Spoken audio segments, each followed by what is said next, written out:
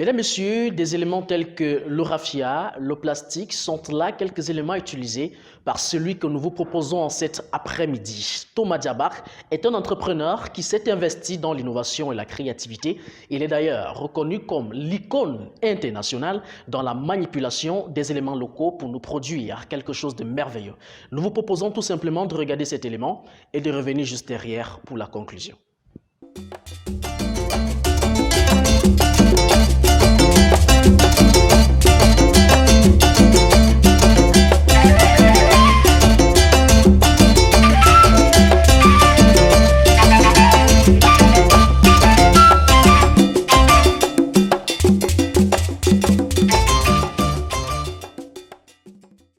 Qui est Monsieur Diabar? Qui suis-je?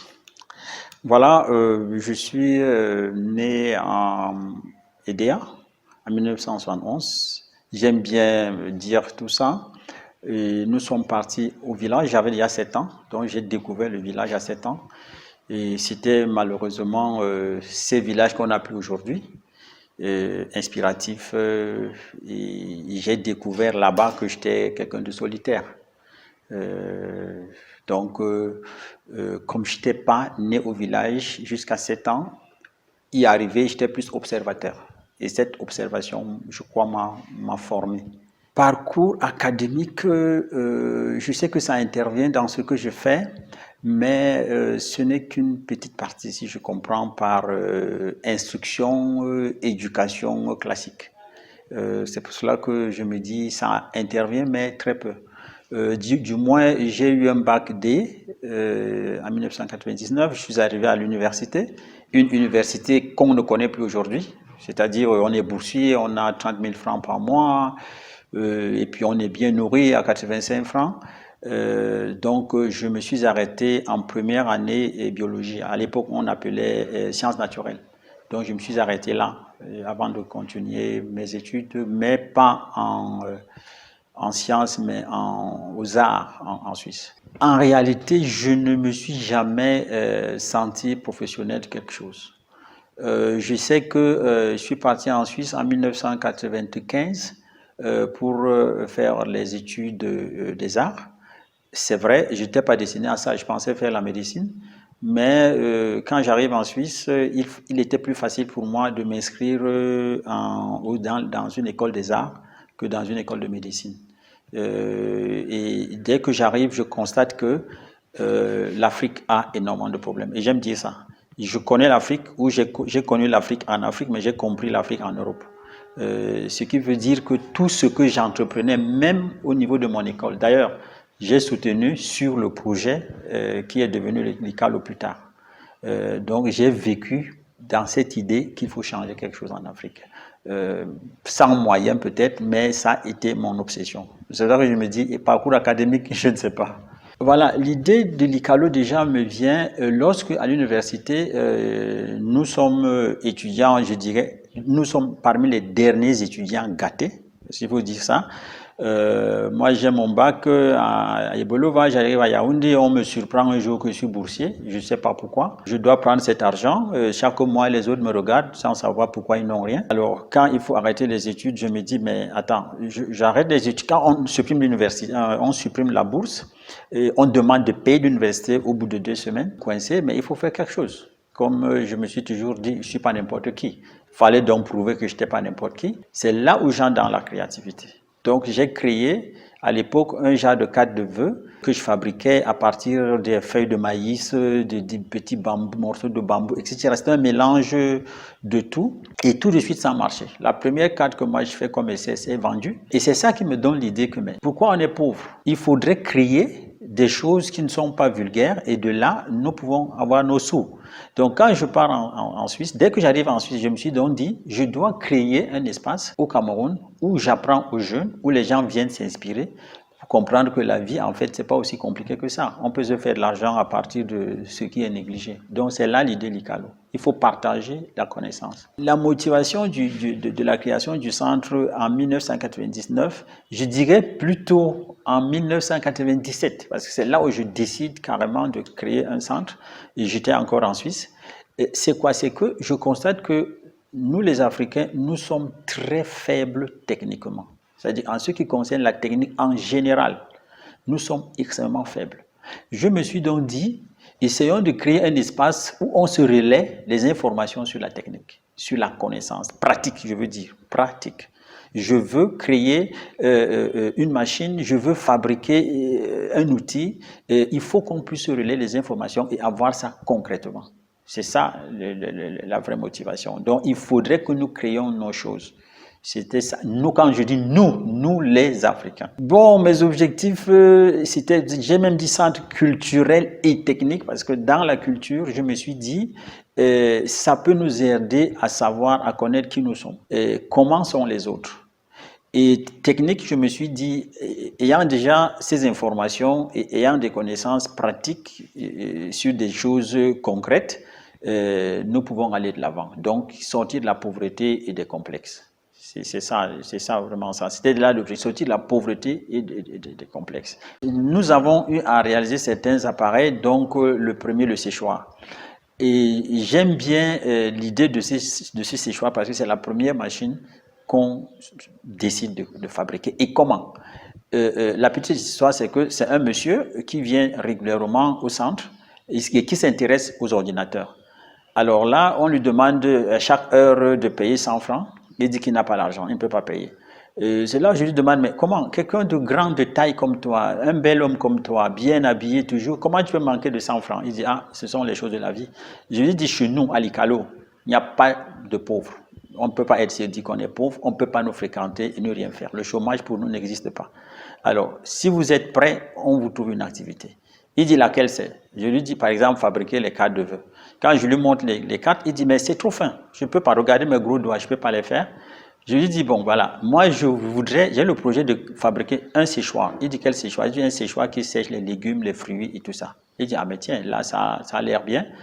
Alors je lui dis voilà, nous on vous donne tout. On donne le matériel, l'argent et tout pour que la machine se réalise. Alors allons-y. Il me dit ah là je suis prêt. Et là, qu'est-ce qu'on fait? On commence à travailler chez nous. Il dit, ah, venez chez nous, peut-être là-bas, il y a plus d'espace. Quand on arrive chez le monsieur, on trouve qu'il a une résidence qui est 2 fois la résidence de notre centre. Mais c'est quelqu'un qui ne peut même pas s'acheter un pain. Donc, c'est pour ça qu'on dit donc, on va travailler chez lui. On n'avait jamais réalisé ça avant. Et avec lui, méthodiquement, progressivement, on a réalisé de ces choix. C'était vraiment ça notre première motivation à continuer à aller de l'avant. Le rôle d'accompagnateur, c'est quelqu'un qui accompagne. Alors, je vais dire ceci, il y a plusieurs niveaux. Il y a ce niveau où nous trouvons un jeune, par exemple, à la briqueterie. On dit qu'il est bijoutier. On lui demande de prouver qu'il est ce bijoutier. On arrive chez lui. On dit chez lui en exagérant. C'est-à-dire à la véranda où il travaille, mais le chez lui n'en a pas en réalité. Et on lui pose quelques questions. On voit que le gars n'a que son cœur, ses ongles, presque pas d'outils pour travailler. Alors on lui dit, comme ça, on va tout te donner. Une résidence, c'est-à-dire une chambre, lit, lumière, tout, atelier. Le garçon vient donc au centre Licalo, à l'époque nous étions encore à Fouda. Il va habiter là et travailler chaque jour. Et qu'est-ce que nous faisons? Nous essayons de trouver des partenaires qui peuvent, par exemple, le former en gestion. Nous lui apportons l'apport technique. Voilà, par exemple, l'outillage, conseiller comment il doit utiliser les outils, mieux polir ses objets, changer de matériaux, parce que lui, il aimait beaucoup travailler avec l'acier. On lui dit mélange avec les noix de coco, les os, etc., etc. Et voilà que le garçon, au bout d'un certain temps, il parvenait à vendre ses produits avec un grand plus-value. Et plus tard, je m'excuse, il y a des pays dont je ne peux pas citer le nom, mais on a quand même des pays qui nous créent pas mal de problèmes. Qu'est-ce qui s'est passé? Il y a des gens qui résident chez nous, qui filment ce que les artisans font, envoient dans leur pays, on les produit plutôt en plastique, et qui arrivent chez nous, et ça tue l'artisanat. Et ce garçon-là, il a dû changer de travail, c'est-à-dire devenir vendeur de yaourt. Même là, on l'a soutenu, on lui a donné un capital, on lui a dit voilà, tu peux utiliser nos congélateurs, etc. pour aller de l'avant. Voilà, c'est un exemple. Donc, il y a beaucoup d'exemples comme ça et des associations qu'on soutient parce qu'il y a des associations, par exemple, qui n'ont pas de bureau. et on leur dit, venez à l'ICALO, vous pouvez organiser vos réunions là, vous pouvez profiter de notre secrétariat. Donc, c'est mille manières, mille façons d'aider. Lorsque nous aidons les jeunes ou lorsque j'aide ces jeunes, je reçois beaucoup, c'est-à-dire je reçois et cette satisfaction que je dis de voir que voilà quelqu'un que j'ai aidé, qui se porte bien, qui est joyeux. C'est pour ça que je dis, moi voir déjà du beau autour de moi, bien que moi-même je ne le sois pas ou qu'il n'y ait pas de beau sur moi, mais voir le beau autour de moi, ça me donne beaucoup de satisfaction. Et comme je dis, voir des gens bien autour de moi ou des belles choses, c'est comme avoir dans ma maison des très beaux tableaux suspendus au mur. C'est comme ça, j'ai cette satisfaction-là. Une autre chose est que notre sécurité dépend du bien-être des autres. Parce que si les autres vont mal, nous tous nous sommes dans l'insécurité. Il y a ça aussi. Et il y a aussi le fait que ces gens qu'on aide et qui vraiment utilisent bien ce qu'on leur apporte, nous font espérer que l'Afrique, ça peut changer en mieux. Donc il y a ça. Et puis, si vous vous donnez des objectifs et que vous voyez que vous pouvez les atteindre, parce que celui qui vous aide, celui que vous aidez, vous aide à faire votre travail. Donc, vous partagez le succès avec celui-là. Parce que s'il refuse cette aide, ou utilise ça mal, vous échouez. Et donc, je reçois beaucoup. La reconnaissance vient rarement. C'est-à-dire la reconnaissance exprimée. Je le dis. Parce qu'il y a, moi, je crois que tous ceux qui ont été aidés le reconnaissent, mais ne l'expriment pas. Il faut le dire. Mais s'il fallait donc continuer le travail parce que la reconnaissance est exprimée, je crois qu'on ne continuerait pas. Parce qu'il y a eu déjà pas mal de problèmes. Et on le comprend, hein, parce que quand on aide quelqu'un, surtout nous aidons beaucoup plus des jeunes adultes. Vous voyez, c'est un peu ça. Voilà, je suis très flatté d'être qualifié d'icône. Mais comme j'ai dit, notre objectif de départ, c'est changer la situation sociale, économique de notre continent. Et chacun doit contribuer comme il peut.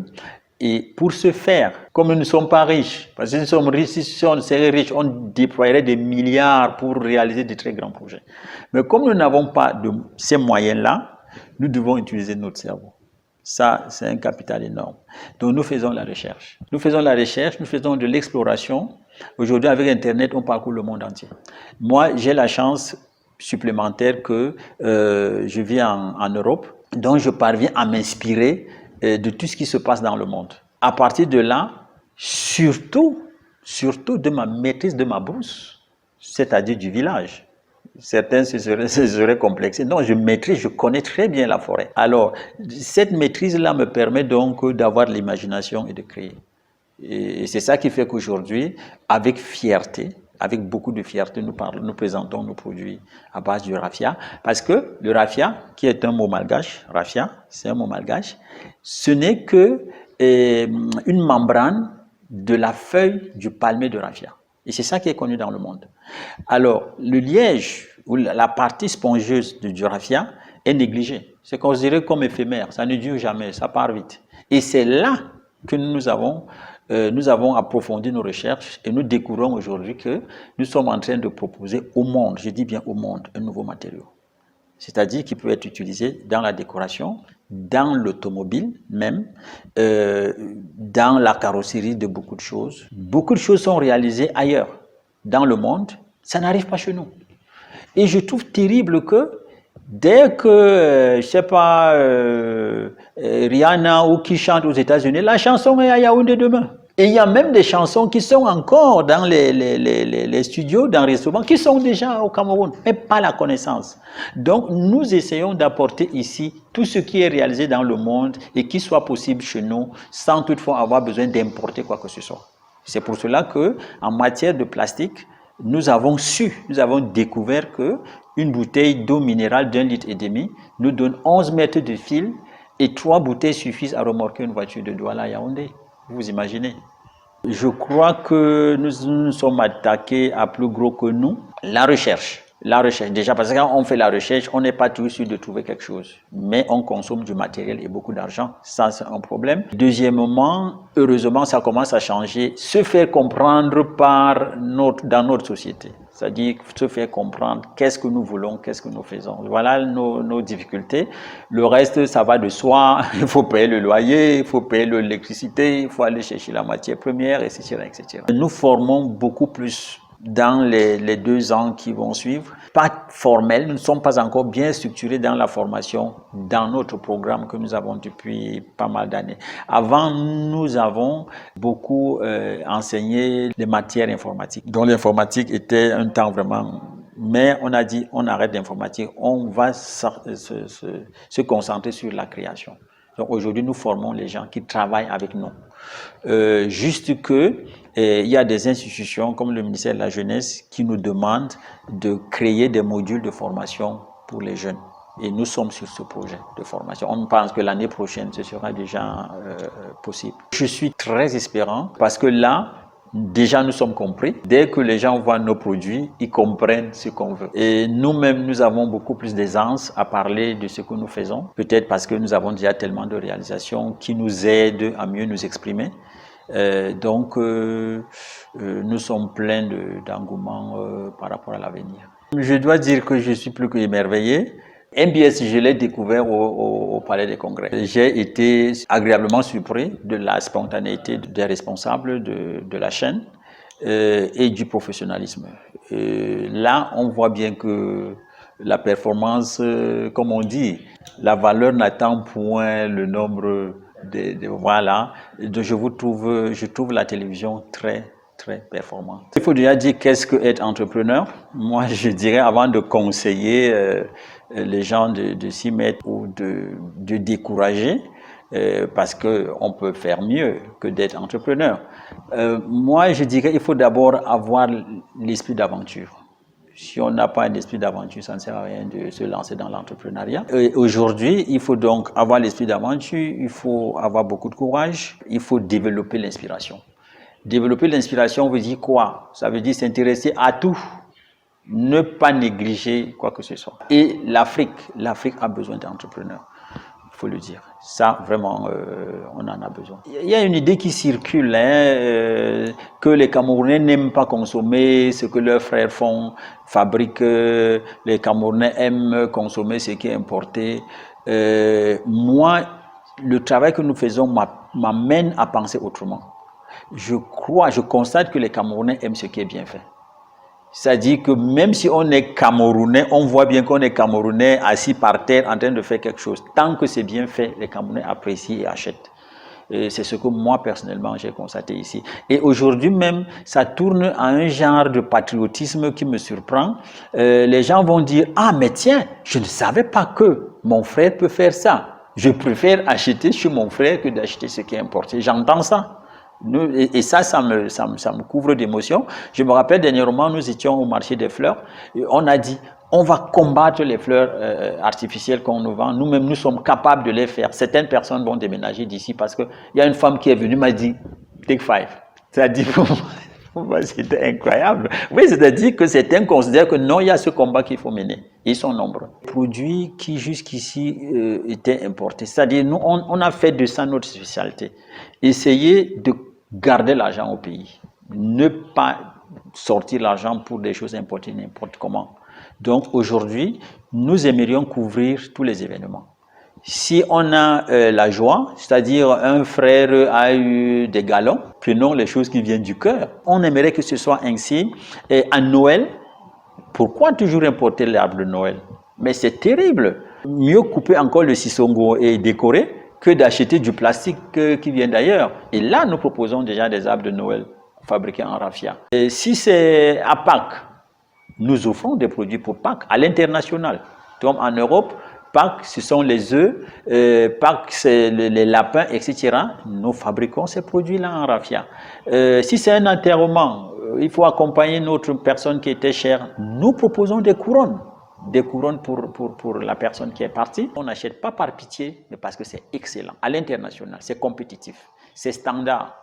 Donc, parce que les Africains, nous avons vu que les Africains, quand ils réalisent quelque chose, ils passent tellement des heures à fabriquer une petite chaise qui devient à la fin invendable. Parce que même si c'est 1 million, si on a passé des mois et qui à la fin tout le monde n'apprécie pas. Donc, nous voulons aussi quitter de la production culturelle des produits. Il ne faudrait pas que si un Bassa a fabriqué quelque chose, que le Bamileke ou le Bafia disent que mais ça c'est quoi. Donc, vraiment, pour nous, nous sommes satisfaits. Tous nos produits intéressent notre population. Merci beaucoup MBS parce que moi, je ne pensais pas trouver des jeunes aussi dynamiques que vous. Je suis fier de savoir que depuis mon petit Cameroun, je peux être vu à l'international et avec des images et un son irréprochable.